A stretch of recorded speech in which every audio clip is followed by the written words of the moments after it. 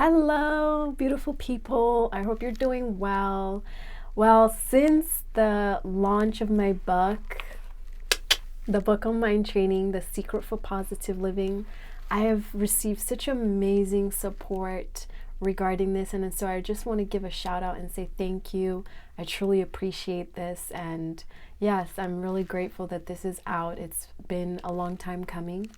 And on that note, I just wanted to share snippets of the book. So for those of you who are new to the book on mind training or just unsure if this is something for you, well, I thought this would be an opportunity to give you a little bit of what's in the book, but more importantly, just to give you an idea of why I decided to do this. Part of writing this book was also part of my divine intervention that I had about 3 years ago, when I was exploring my why and my purpose. And I remember distinctly having a really clear moment with God in church, surprisingly, which wasn't something that I thought I would ever go back to. My faith was very much broken through all the seasons of tests and trials and tribulations that I'd experienced. And so I thought that my purpose was done. I didn't have clarity and I was confused, and I knew that drugs and any other recreational activity really wasn't going to give me that healing that I was seeking. And so I was sort of very desperate. I needed anything. And at that point, my faith wasn't something that was intact, but I was willing to try it if it meant having some level of peace. And so this chapter, titled The Awakening Summer Showers, sort of goes through some of the revelations that I had and how I reconnected with my faith. Now, for me, I've chosen to follow the Christian path, but that may be different to you. So the whole point isn't really about you have to be a Christian. It's just about getting in touch with the higher forces, because that is also required to really delve in and understand your purpose in this world. Like, why are you here? And so on that, I'm going to start this reading. So chapter 6, The Awakening, Summer Showers. I remember taking the bus to work and sometimes just wondering, standing there, staring vacantly at the houses opposite the bus stop. And without realizing it, tears would trickle down my cheeks.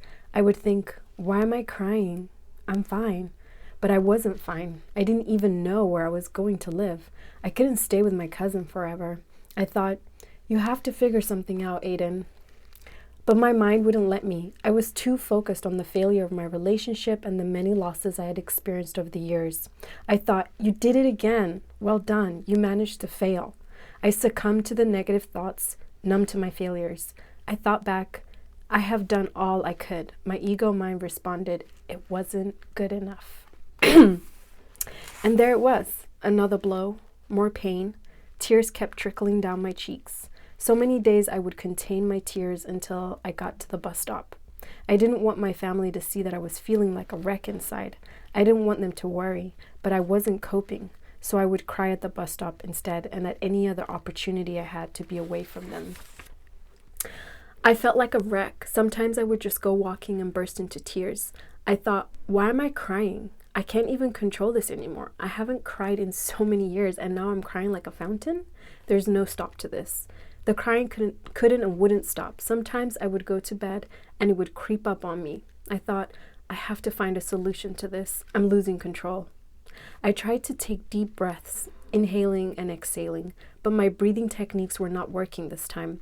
I needed a new solution. Sharp pains gripped my chest as if someone was stabbing me, as though something was suffocating me. The more I thought about my circumstances, the more death loomed.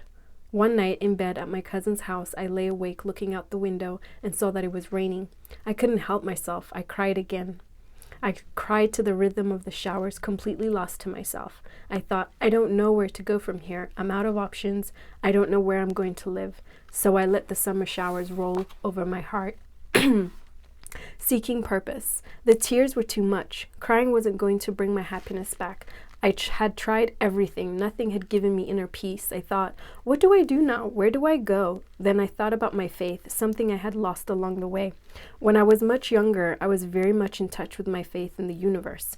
I was very connected to it, but life had created barriers to it. Then I found myself beyond disconnection to the point of questioning the universe. I thought, the universe doesn't care about me. If it did, why would I have so many battles to fight? The universe doesn't love me. Or if it did, it doesn't like love. I battled with my doubts. No, the universe doesn't care for me. But I couldn't help but remember the times when peace had reigned amidst my storms, the breakthroughs and miracles I had experienced. Right now, anything would do. I needed to quell the fire raging within. I thought about going to church, but for some reason my feet wouldn't budge. There was resistance. I couldn't force my feet to go. I thought, maybe I'll just pray tomorrow. Tomorrow came. I thought, I'll pray tomorrow. This went on for some time, this resistance to church and prayer, but the more I resisted, the greater the pain became and the more the tears rolled on. My mind continued to rage on. I was at work one day and a colleague of mine, Linda, came to chat. She sometimes came to have a chat before getting her tea. I thought she might have something to talk about with me, but this time it was different. She looked at me differently, stern-faced. I thought, did I do something wrong? She blurted out, when are you going to church? I was shocked. It was as if the universe had spoken through her. I don't want to go, I thought. I scrambled to find excuses. I was busy. I had lots of workshops. I couldn't make it. Make it happen. You need to come, she insisted. She wasn't budging. I was aghast. Who was she to tell me what to do or where to go? But it was as if her voice wasn't her own. It was a voice I had heard before, the voice of the universe. I gave in. Okay, I'll come. Next Sunday? Good, she replied with finality. She walked off. No goodbye, no pleasantries. It was so unlike her. I stared after her. Did that really just happen? Did I really just see that? Am I imagining things? I'm pretty vulnerable right now, I thought. Then I stopped myself and stopped the churning thoughts. No, it's fine. Let's get back to work. I just didn't believe it. Somehow she had been struggling to go to church. She knew I was struggling to go to church, and out of the blue, she came up to me and demanded that I go? I thought, what are the odds of that? Sunday came. I was hesitant. I left the house and walked to Linda's car for the drive to church. The whole way I was fighting myself. Should I really do this? Maybe I should just run away right now. I haven't been good at all. I'm full of guilt and shame. I don't want to be somewhere where I'll be ridiculed and made to feel even worse than I do. I hadn't always had the best experiences with religious venues, but I needed something to numb the pain. Anything. The pain was just too great. I couldn't help but hope that this was the remedy I needed so I could think again. As I approached her car, my heart was beating fast. Now or never, I thought. I got in, smiled, and pretended not to be a nervous wreck. Are you ready? Linda asked. Yeah, I said. No, you're not. Yes, I am. I was fighting myself in my head. Yeah, all's good. I'm ready, I replied with a smile. So we started off. During the journey, all I could think was, yeah, I need this in my life. I can't take drugs. I know that won't end well. I need something else. I need more than a quick fix. I need healing. We got to the church, a warehouse. I thought, where is she taking me? This isn't conventional church setting. What is this? Some kind of weird cult? I started panicking. Then I thought, calm down. Just step inside and feel the vibe. So I followed Linda into the warehouse church. The minute I stepped inside, I felt a jolt of energy, familiar energy, like a gentle shock. I thought, I know this energy. I felt this before. Where have I felt this before? Where? I know this. I let the energy linger and I started looking around. This is an unusual church. It looks like a club, a warehouse club. There was a coffee station and the whole building was dimly lit, with curtains drawn. I heard some music. It captivated my soul. There was energy here that was peaceful. I walked to the seating area. It was like a real concert. There was a full band and full performance. All the people were of different colors from different ethnic backgrounds. And everyone was focused on praise. I stood there looking around in awe, asking myself, what is this energy around me? It feels so therapeutic. I let it engulf me. I let it take control. I hadn't felt this much peace in a long time. And for that church service, I sat there embracing peace. Wow, what was this? I thought. After the service was over, I went home. I knew it was as though a layer of me, a layer of pain had been peeled off. I felt slightly better. Not whole, but slightly better. I thought, maybe I should go again. Not this place. It was too far. So I went and looked up for one in London, another Hillsong Church campus. Sure enough, there was one in London, in the Dominion Theatre. Perfect. I'll go again. I'll see if I feel this same feeling again. Maybe this is my only way, I thought. I had run out of other options for peace at this time. Sunday came. This time I wasn't as hesitant, but almost eager and almost hopeful that maybe another layer could be shed. I got to the Dominion Theater and I thought, they have churches in the most unusual places. I'm not used to this. I'm used to the sterile and disciplined church environment. But here I am in a theater filled with smiling faces, full of positive energy. I've never seen anything like this. I couldn't believe it. Why are they so happy? I don't understand. Well, what do they see I don't see? Someone asked me, do you want to sit lower down near the stage? No, I said. I'll sit up higher. I needed to be up high, away from everyone else, where no one else could see me. It was dark there, a comforting dark. No one would notice me. I could be here, unseen. As they sang the songs of praise, without realizing it, I felt it again, the peace I had experienced the previous Sunday. I thought, is this happening? Is this real? Is this all in my head? But no, it was real.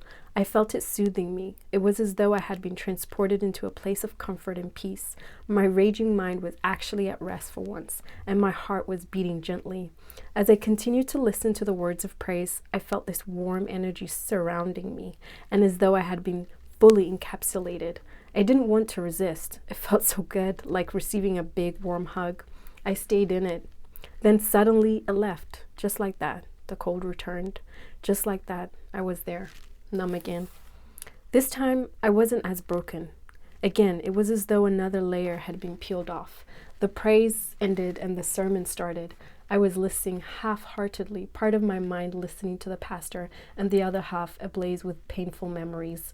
I couldn't focus. I tried hard to pay attention, but every time I tried to focus on the sermon, my mind hurled insults at me. You're a failure. You have no purpose. Shut up, I thought back. I tried to silence it, but my mind was adamant. Then the worship began again. Again, I was lost in the words of praise with the music and the lights. I had been transported again to the word of peace. I looked up and saw the lights flicker. Why are they flickering? I thought. No one else was bothered by it. No one else seemed to notice, except me. I thought they might be broken. They kept flickering. But every time I looked down and back up, it shone brightly. But when I stared at it for a moment, it started to flicker again. I was scared. What's happening? The lights flickered for the entire song. Then suddenly they stopped. The song ended and the lights were restored as if nothing had happened. I looked around. No one else had noticed. How could no one else notice? I thought. What is going on? I was even more curious now. This was the second time I had felt this peaceful energy. What was this place? Every time I've been here now, I felt this warmth. Something the pastor said at the end gripped me. He said, whatever you do, come back next Sunday. It was as if he was talking to me. Come back next Sunday. So I did for almost a year. At first, I didn't really listen to the messages. I was just there for the warm embrace of divine energy during the praise. Then slowly, after enough layers of pain had been peeled away, it was as if I could hear again. I began to listen to the messages, and each Sunday it seemed as if the pastor was speaking just to me, not him exactly, but the life force within him. The messages were about my purpose. I thought, how do you know me like this? It was too coincidental. I couldn't help but want to learn more about myself. So I kept coming. I kept listening. I kept healing. I kept peeling away the deadened layers I had built up over the years of turmoil and abuse. I felt lighter and lighter and lighter. I began to read the Bible, something I never thought I would do in this lifetime, y'all. My Bible was a gift from my colleague, Linda. She just gave it to me out of the blue. I had jokingly told her, I need a Bible, but I didn't expect her to buy one, of course. Then one day it just showed up. She had bought it for me. I thought, how strange. I tried to read the first chapter, but my mind was resisting. I put it away for a few more days to clear my head. I'll try again. This time I'll try 30 minutes a day, I thought. I can handle 30 minutes a day. Soon I was reading for more than 30 minutes. It was as though the texts were guiding me to my next steps in life. The words I read in the Bible would be repeated by my colleagues, my friends, my family, and at church. For every message I read in the Bible, I'd go to church that Sunday, and somehow the pastor would recite the same verse. How? How is it that you're reciting the same verse I just read? At first, I thought, this is just crazy. How can this happen every Sunday? This is just bizarre. Then the lesson came. At first, I couldn't believe it, wouldn't believe it. This is too big a coincidence. This is just weird, but could it be a coincidence? Every Sunday, every single Sunday, maybe there's something to this. Maybe this is the answer. Maybe I should just listen. And so I did. And before I knew it, I started to receive messages on my divine purpose, on my mission, and who I really am and whom I am supposed to become. So with that, I just really want to let you know that your purpose is there, but you've got to be open to receive. And through infinite intelligence, that is the best way to learn about who we are and where we're going to go. And so I highly encourage you to open up yourself to the higher powers that be to really guide you in that path. And for those of you who are interested in reading more, you can buy my book on Amazon, the book on mind training, The Secret for Positive Living, or alternatively on my website, mind-medication.com. Take care, and remember, you are meant for something greater. Mwah.